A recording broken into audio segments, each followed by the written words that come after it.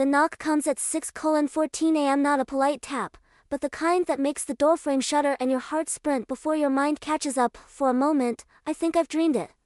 Then it comes again, 3 hard, measured thuds. I sit up, sheets twisted around my legs, my breath already shallow. The apartment is still dark except for the faint blue glow of the security panel by the door. I installed it 3 months ago, the same week I told my mother she couldn't just drop by anymore. I reach for my phone, on the nightstand. No missed calls. No texts. Just that sound again, 3 knocks, a pause, and a voice I haven't heard since the day I changed the locks. Lena, open up. It's me. The voice is male. Familiar. Unmistakably calm, that kind of calm that means danger. My brother, Caleb. The last time I saw him, he'd been sitting on the front porch of our parents' lake house, smoking one of Dad's cigars and staring out at the water like he owned it. Technically, he might have, or at least, he thought he did, when Dad died last spring. The will named both of us as heirs. But there was only one problem: the house wasn't part of the estate. It had been transferred to me 2 years earlier, under a trust arrangement Dad set up when Caleb was in rehab for the 3rd time. I'd been the caretaker, paying the taxes, keeping the lights on, visiting every Sunday to clean out the fridge. Caleb hadn't set foot there in 6 years. Until he did. The day after the funeral, I drove out to find his car already in the driveway, the front door wide open, and our father's portrait lying face down on the hardwood floor. You can't just move in, I'd told him, my voice shaking. He'd smiled, all teeth. It's our family home, Lena. You don't get to keep the past for yourself. When I tried to call the sheriff, he laughed, and that was when I realized he wasn't afraid of me, or of the law. He was afraid of losing control, so I did the only thing I could. I changed the locks, moved back to my condo in the city, and blocked his number. That was 4 months ago, and now, here he was, on the other side of my door. Lena. A pause, then softer, please. I just want to talk. I stay still. Not breathing, the sound of metal scraping, his hand testing the doorknob. My new smart lock blinks red. Access denied. He laughs quietly. Change the code again, huh? The casual familiarity of his tone sends a chill crawling up my spine. He knows me too well. He knows I'm awake. I reach for my phone and open the security app. The hallway camera feed comes up instantly. Caleb, standing barefoot in jeans and a sweatshirt, hair messy, a coffee cup in his hand. He looks calm, almost ordinary.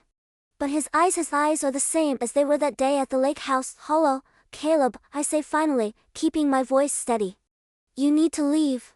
He tilts his head toward the door camera, smiling faintly. You look good, sis. I can't see you, but I can tell. I'm calling the police. He shrugs. Do it. But you should know before you waste their time, the house isn't yours anymore. My stomach drops. What are you talking about? He holds up a folded piece of paper, flashing it toward the camera. Deed transfer. I have proof. You'll see soon enough.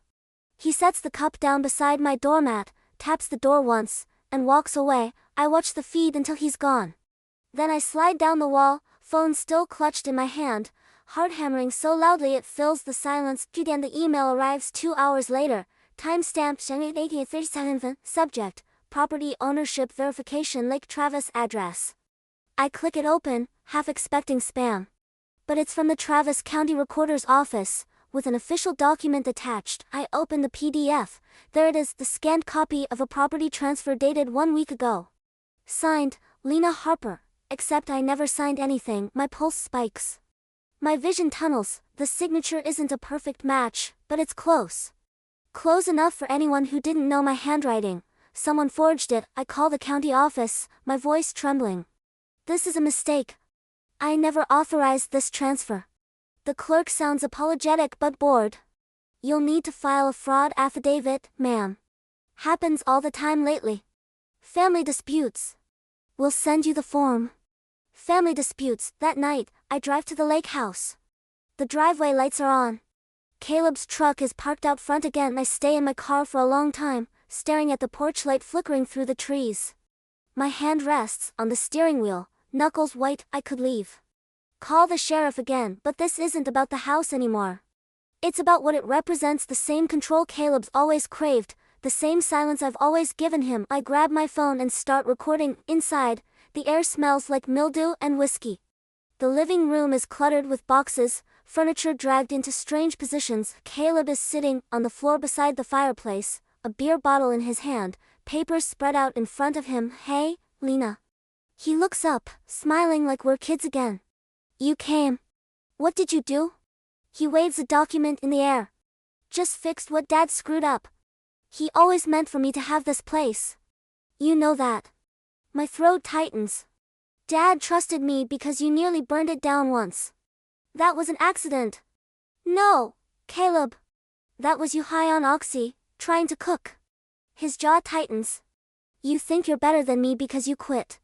"I am better than you," I snap before I can stop myself. "Because I stopped lying." He stands suddenly, and for a moment I think he's going to hit me. But instead, he picks up a photo frame our parents, younger, smiling, and hurls it into the wall. "Dad never forgave you for leaving," he says, voice cracking. "You think I don't know? You think he didn't call me after you bailed on Mom in the hospital?" The memory slams into me like a punch. The heart attack. The last-minute surgery. I'd been out of state, working a new job, trying to stay sober, trying to breathe. "Get out," I whisper. He smiles again, that same empty smile. "You're not gonna call the cops this time." "You want to know why?" "Why?" "Because the sheriff's my poker buddy. He's already seen the papers. And he thinks you sold the house to me." He laughs. "You're good at design, Lena. But you've never been good at playing people." 10 the next morning, I sit in my car outside the county courthouse, holding a folder full of paperwork.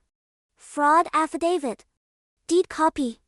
My ID. It feels surreal, like I'm watching myself from a distance. Inside, a woman named Karen, because of course her name is Karen, helps me file the complaint. She's kind, efficient, the sort of person who deals with chaos for a living. "Family cases are always the worst," she says softly as she stamps the form. "You did the right thing." By the time I leave, the sky has turned bruised purple. My phone buzzes in my pocket. Unknown number. I answer without thinking. "Lena Harper?" "Yes. This is Detective Alan Rivas, Travis County PD. We received your fraud report. We'll be investigating the forgery claim, but it may take a few weeks." I exhale shakily. "Okay. Thank you. One more thing," he adds. "Do you have any reason to believe the suspect might retaliate?" My silence answers him. He sighs. "If you feel unsafe, call us immediately. Don't engage." But I already know Caleb won't stop. 40 and the next few weeks blur into a haze of sleepless nights and unanswered calls. The fake transfer halts my property taxes, freezes my insurance, locks me out of half my accounts, and then the reviews start. My business Harper Line Interiors goes from 8 stars to 2 overnight. Unstable, dishonest, mentally unfit to manage clients. Every review sounds like Caleb. Every word cuts like a memory. Then comes the email from my biggest client. "We'll be terminating your contract effective immediately." That night, I sit at my kitchen counter, staring at the blue glow of my laptop. One by one, I start taking screenshots. The reviews. The fake deed. The text messages. Every piece of evidence, saved and organized into neat folders. Because I've learned something about survival. It isn't about being fearless. It's about being ready. The call from Detective Rivas comes on a Thursday morning. "We verified the signature," he says. "It's a forgery. And the notary's stamp was fake too. Your brother used an online template." Relief floods through me so fast I almost drop the phone. "So it's over?" "Not quite. We're issuing a warrant for questioning, but he's not at his listed address." "Do you know where he might be?" I glance toward my window. My heart stops. Across the street, a blue truck sits idling. By the time the police arrive, the truck is gone. But the message he left isn't. On my door, a folded piece of paper, taped dead center. "You started this. I'll finish it." The handwriting is unmistakable. I move through the rest of the day in a fog, double-checking locks, calling my lawyer, forwarding everything to Detective Rivas. That night, I fall asleep on the couch, lights still on. When I wake, it's to the sound of glass shattering. And the intruder alarm screams. I bolt upright, heart pounding. The sound is coming from the kitchen. "Caleb!" I shout, voice breaking. "Don't do this!" No answer. Just the crunch of broken glass. I grab the phone, hit 911, whispering my address to the dispatcher. "Stay on the line, ma'am," the operator says, "but I can't." I can hear him footsteps. Coming closer, I back into the hallway, heart racing, until my hand closes around the heavy metal tripod by the doorway, the one I use for photographing design projects. The kitchen door creaks. He steps into the light, eyes wild, face bruised and tired. "This is your fault," he says. "You made them choose you." "Caleb, stop. It's over. The police are coming." He laughs. "No, Lena. They never come for me. They only come for you." He lunges. I swing, the tripod connects with a sickening crack. He falls. And the next moments come in flashes, blue lights outside, paramedics, Detective Rivasa's calm voice, my hands trembling as I give my statement. Caleb survives. A concussion, a broken wrist. He'll face charges: forgery, harassment, trespassing. The detective tells me quietly, "You did what you had to do." And maybe I did.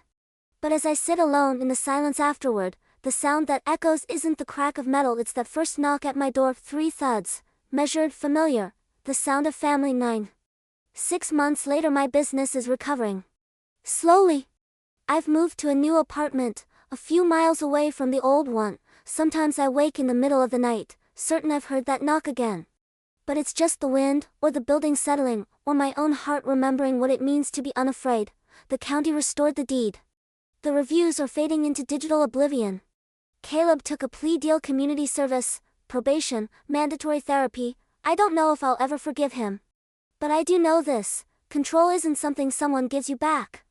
It's something you take quietly, fiercely, and without apology. One Sunday afternoon, I drive out to the lake. The house stands empty, sunlight glittering on the water. I unlock the door, step inside, and breathe. No ghosts. No noise. Just me. I set a single framed photograph on the mantel: Dad, Mom, and me as a little girl, holding a paper sailboat. Then I whisper, not to them but to myself, "This is mine." And for the first time, it feels true.